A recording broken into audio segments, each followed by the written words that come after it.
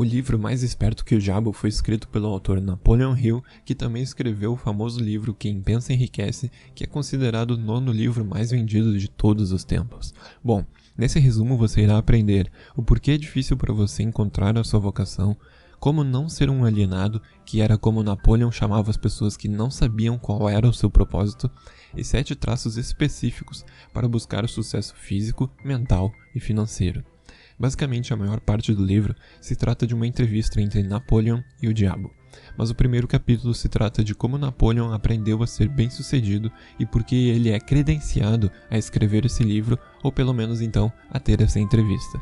Andrew Carnegie deu a ele uma ideia de entrevistar todas essas pessoas bem-sucedidas ao redor do mundo, junto também com as que falharam. Porém, Andrew avisou a ele de que isso levaria no mínimo 20 anos para ser feito, mas Napoleon basicamente fez isso mesmo assim, e ele botou tudo o que ele aprendeu em Quem Pensa Enriquece e nesse livro. Muitas pessoas que conhecem Quem Pensa Enriquece, na verdade não conhecem esse livro, porém eu achei esse livro mais fácil de ler. Então, no segundo capítulo, Napoleon fala a respeito da importância de entregar valor antes de tentar conseguir algo em troca em qualquer relacionamento. E eu diria que isso está diretamente alinhado com a ideia que Gary Vaynerchuk escreveu em seu livro Knockout. Ele diz que fortunas materiais e financeiras, quando reduzidas aos seus termos mais líquidos, são medidas em termos de saldos bancários. Saldos bancários não são mais fortes que os próprios bancos, no qual eu pessoalmente entendo e tomo como nota para me lembrar que relacionamentos sempre serão mais valiosos que dinheiro ou bens materiais, e você pode aumentar o valor de um relacionamento adicionando experiências nele. Então, o terceiro capítulo começa entre o vai e vem de Napoleon Hill, perguntando várias questões ao diabo. Há muitas coisas interessantes aqui e é uma leitura muito fácil. O diabo se vangloria de que ele possui controle de 98% da população e que ele usa 6 principais fontes de poder para controlar a população. Dentre elas, o medo da pobreza, o medo das críticas, o medo das doenças, o medo da perca de amor, o medo da velhice e o medo da morte. Você já teve medo de realizar alguma coisa por causa desses medos? Pense em quantos negócios no passado faliram por causa disso, e quantas pessoas estão prosperando porque elas finalmente superaram esses medos. Por exemplo, McDonald's foi construída por um homem que tinha quase 60 anos. Você acha que ele estava com medo da velhice? Tesla começou porque Elon Musk queria ser criticado. Na verdade, ele superou completamente o medo de ser criticado.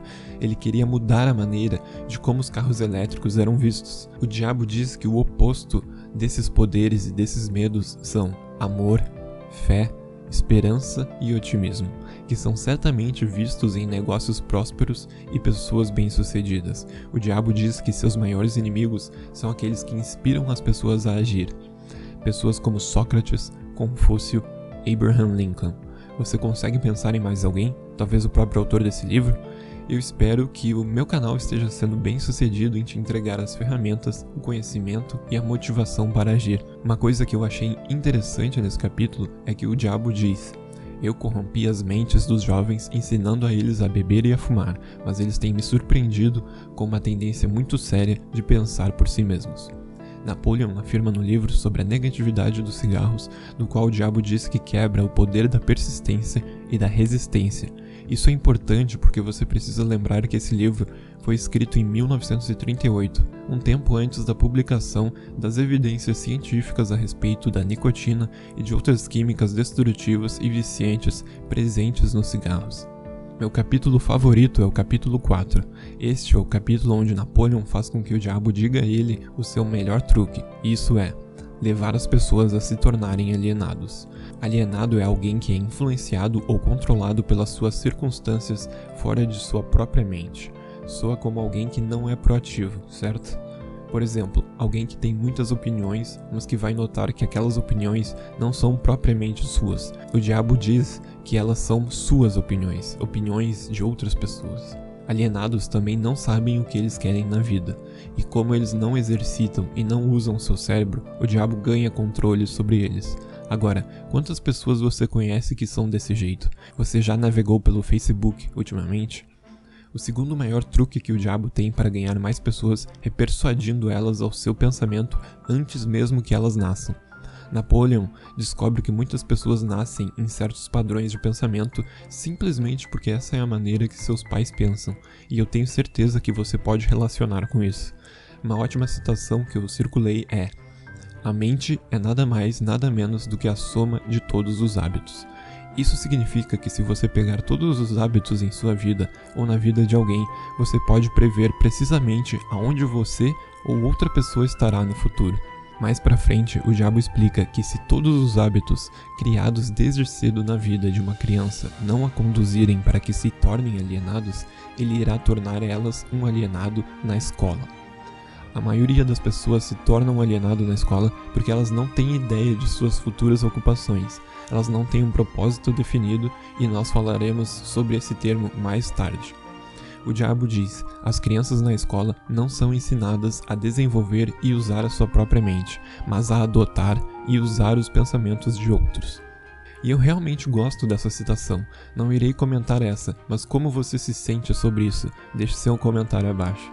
Ele também diz: as crianças são levadas para a escola para terem boas notas e para aprender a memorizar, e não para aprender o que elas querem na vida.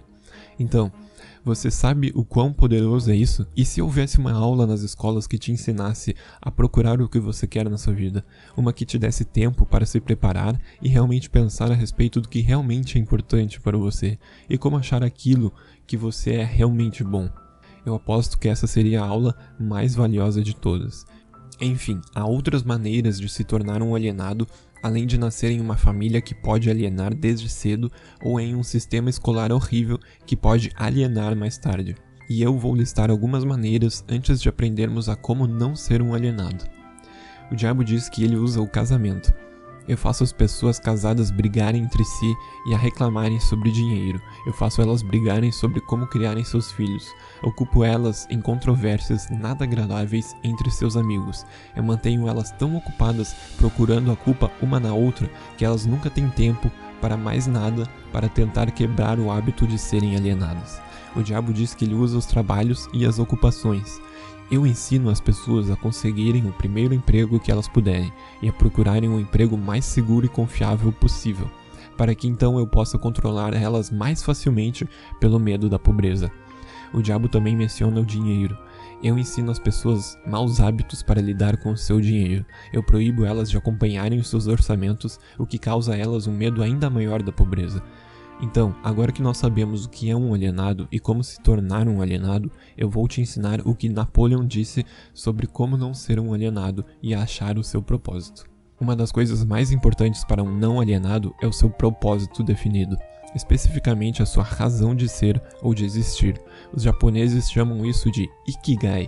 E um estudo feito mostrou que aqueles que possuem uma razão para viver quando eles acordam de manhã têm 3 vezes mais chances de chegar aos 100 anos de idade. Existem literalmente 3 páginas nesse livro com uma lista de coisas para fazer para se tornar um não alienado, mas eu te darei um breve resumo. Ideias são o início das conquistas humanas. Ensine a todos os estudantes como reconhecer ideias práticas que podem ser benéficas em ajudar eles a adquirir qualquer coisa que eles queiram da sua vida. Ensine os estudantes como fazer um orçamento, como usar o seu próprio tempo e, acima de tudo, ensine a verdade de que o tempo é a maior posse disponível ao ser humano e a mais barata também. Agora, isso é muito legal porque isso tudo foi escrito há quase 100 anos atrás e esse pensamento está começando a ganhar popularidade agora. Ensine os estudantes os motivos básicos pelos quais as pessoas são influenciadas. Então, basicamente, o diabo está dizendo que para alguém ter um propósito, ensine a ela como se manter motivada e a como motivar seus amigos. Ensine às crianças como os hábitos se fixam, como criar os hábitos e quais hábitos quebrar. Ensine às crianças que cigarros, álcool, narcóticos e os vícios as levarão a serem alienadas. Explique esses problemas e o mal que fazem. Ensine às crianças que não há problemas que não possam ser resolvidos. Ensinem as crianças a serem verdadeiras consigo mesmas sempre, afinal, elas não podem agradar a todo mundo. Isso, basicamente, significa terem amor próprio. Então, nesse resumo eu quero te passar os 7 passos que Napoleon deu para alcançar o sucesso espiritual, mental, físico e a liberdade financeira. Número 1. Propósito definido. Basicamente, procure a sua razão nesse planeta. Acorde cada manhã sabendo o que você quer. Número 2, domínio próprio. Aprenda como ser disciplinado e persistente quando não é fácil. Número 3, aprenda com a adversidade. Agora, se você tem um propósito, se você sabe a sua razão nessa terra, aprender com a adversidade vai se tornar mais fácil porque você vai saber não desistir e apenas um obstáculo não vai te impedir de continuar buscando o seu propósito. Número 4. Controle o seu ambiente. Aprenda que você é uma média das 5 pessoas que você mais convive e passa o seu tempo com. E controle o seu ambiente. Se ir para um bar tarde da noite não vai te ajudar ou te conduzir ao seu objetivo, não vá. E se você pendurar as suas contas na sua parede todo mês vai te ajudar a alcançar o seu objetivo mais rápido, então faça. Controle o seu ambiente. Número 5. Tempo. Basicamente aprenda que o tempo irá compor e que qualquer hábito que você tem irá ser 100 vezes melhor ou pior com o tempo. Número 6. Harmonia. Tenha um equilíbrio entre o seu tempo e o seu ambiente. Saiba a hora de trabalhar, descansar e ter o seu lazer. Número 7. Cuidado. Essa é a palavra que Napoleão usa para se referir a pensar antes de agir. Basicamente significa se planejar com antecedência.